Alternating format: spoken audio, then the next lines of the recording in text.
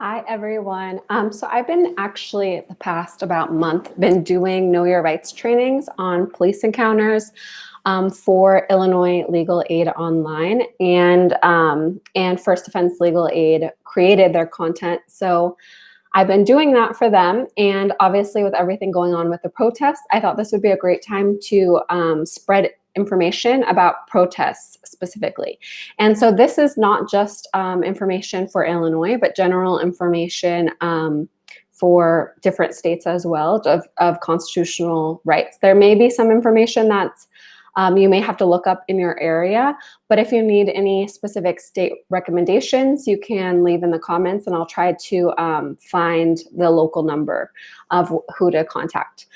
So I've tried to evolve this a little bit, and so I'm keeping up with everything because as I am trying to help out with everything as much as possible. I am finishing law school, so this is definitely up my alley. So anyways, okay, so let's get to business. So basically, I think as many people know, we do have a right to free speech.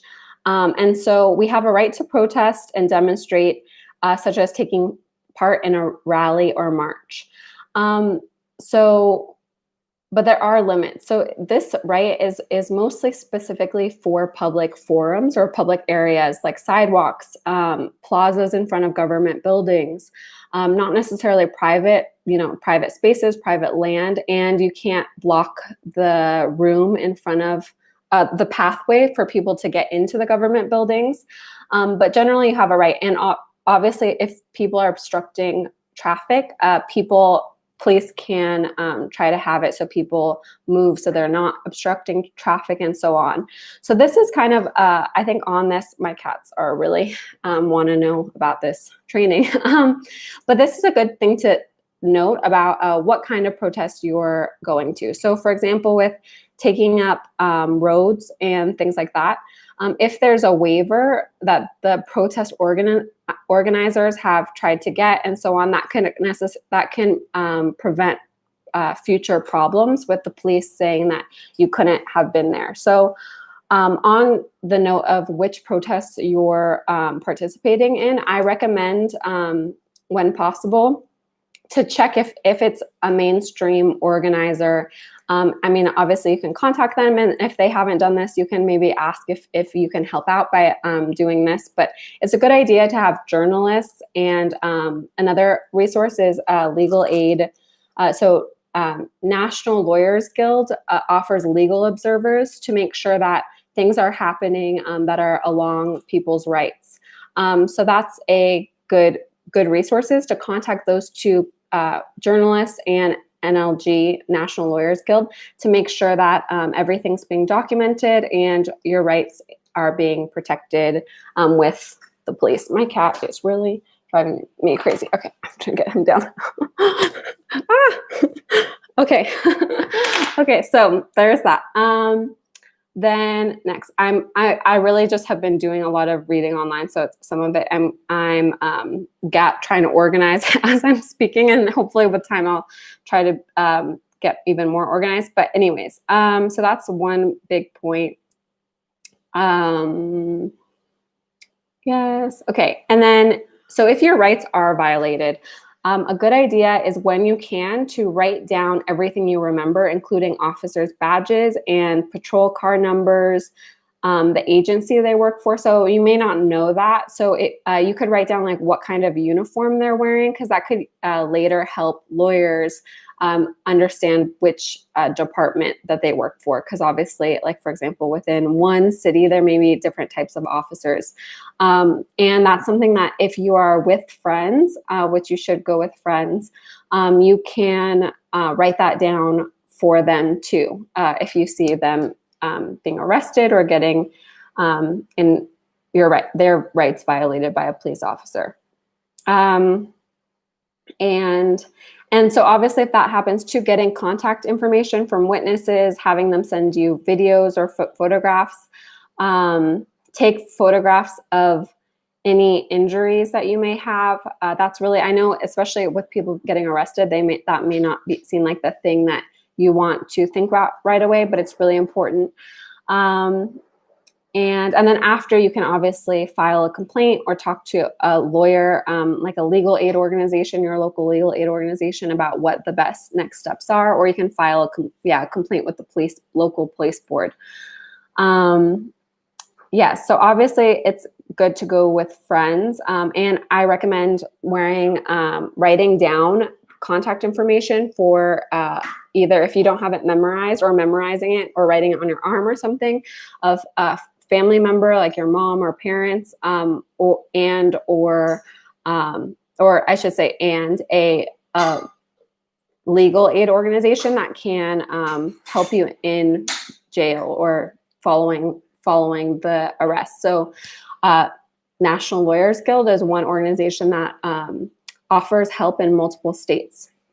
So on that note, when you speak to when you are calling them, make sure that you don't say information that could be used against you in court. So don't give any specific information about what's happening, and just wait until you're talking in person to your lawyer. Unless if your lawyer asks you specific questions, you may want to ask them if it's okay, because that's they'll know if they're a local, especially if they work for a local organization that helps a lot of people, not necessarily just like one random lawyer, but the police can listen in on the phone calls. That's why you shouldn't say about the information. So blending in the general Know Your Rights workshop information. So kind of backing up a little bit. If an officer starts talking to you, one magic phrase to say is, "Am I free to leave?" So then you'll know whether you're in police custody. So if the officer says no, then you can just leave and just slowly walk away. If they say yes, or they say anything other than no, that means that you are in police custody, which means now you have more specific rights because you're now under police control. And at that time, it's not a good idea to run away, but just to walk away calmly with the police, and not to resist arrest or anything like that, because those can or they could actually end up being potential crimes that you could be charged with, instead of just going along and then once you talk to your lawyer, getting out of any type of charge situation as possible. And so then, if you are under in police custody, that's when your Miranda rights kick in, which is like the famous phrase that everyone is in every criminal court. So that's when you should say the next magic phrase is, "I will not talk, I want my lawyer." So that's just best, even if you feel like you did nothing wrong. I mean, especially with local protest arrests, there's a lot of discussion that people are peacefully protesting, getting arrested, whatever it is. But it's best for you not to say anything, and for you to keep on saying, "I will not talk, I want my lawyer. I will not talk, I want my lawyer." And that's it. Obviously, you can say, "Can I have a phone call?" Or request for medical care or food or going to the bathroom. Those are good ideas. But even in that case, again, after, you should come back and say, "I will not talk, I want my lawyer." So they know there's nothing, and saying the phrases exactly, it really helps the case to make sure that they can't say later that you didn't say it, or you didn't invoke those rights, or you didn't practice the rights. Yes, and you can also say this phrase in the street, like right when they're arresting you, or in the police car, or at the police station, / say them at all the times as much as possible, and don't even start talking to them. I know it's kind of awkward, because usually we think that if we tell them good information, that will mean that they'll be sympathetic and let us go, but lawyers have found that that's not the case. It's better for you not to say anything, because even if, let's say, there is a crime or that's happened around, and you say a fact that puts you in the place that the crime happened, then they can say, "Oh, this is evidence that this person did it," even if it wasn't. So that's why it's best just to wait till you talk to your lawyer, and then you and your lawyer can think strategically about what you should say, and so on.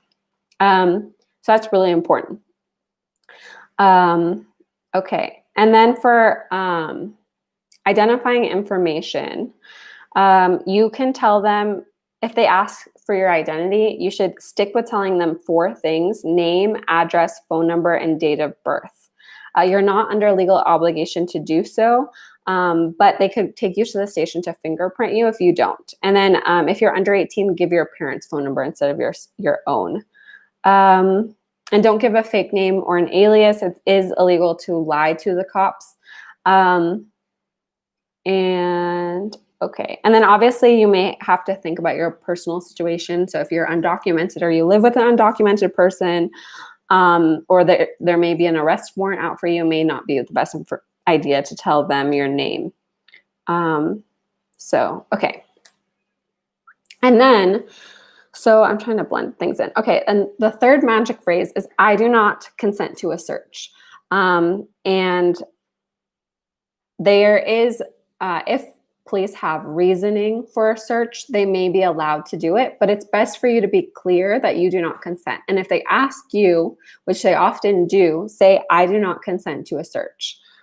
And this can help later too. So if they end up finding anything, this is all thinking long-term about a court case, because obviously that your interaction directly with the police can be uncomfortable and all of these things, but we want to make sure that we're avoiding any type of criminal charges, or like making sure your rights are as much respected as possible.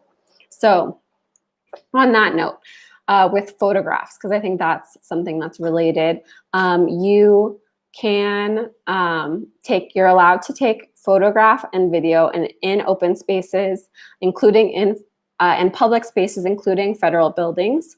And police officers are not allowed to confiscate or demand to view your photographs or video without warrant. They may not delete data from your phone / photos or videos under any circumstances. However, they may order citizens to seize activities that are truly interfering with legitimate law enforcement operations.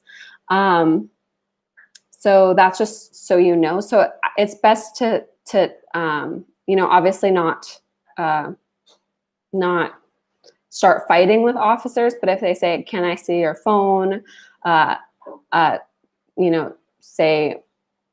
would say, oh, I have a right to my phone. They're supposed to have a warrant in that case. So just remembering that. Okay. Okay, I have that. And then for dispersal orders, they're supposed to be given in as a last resort, and give you an opportunity to comply, just so you know. And so if it doesn't feel like it's been that way, maybe writing down details could be helpful too to your lawyer in the future. So if, let's say, you were told in 1 minute, because they're supposed to actually tell you you're supposed to disperse, and then you're supposed to have time to comply. So if that doesn't seem like it's happened, maybe writing down the phone numbers, writing down what happened, and then you can give that information to your lawyer. And then if you have any things that really decipher you, like a different hair color or anything like that, it's good to try to cover that up, because they've been using software to identify people later and potentially arrest them. So if you take pictures of people, trying to blur out their faces and not showing their identifying information, but trying to keep yourself as protected as possible. And obviously you have a right to a lawyer if you do want a lawyer. And okay, I got that. And then you can turn off location data on your phone, which is a good idea, because they can all use that to track you. And let someone know where you are in case of emergency, and give them your full name and birth date in case you need to get bail. And give emergency contact information to your group members. And long sleeve and pants are good for pepper spray. So, and then, the government does have a right to impose a curfew. So just so you know. Okay. I think if there's anything else to wrap up. Yeah. Magic. Okay, so just remember those 3 magic phrases. And this is all thinking long term. And that's all. So thanks for joining. If you have any questions, you can write in the comments and I'll try to connect you with people. Thanks.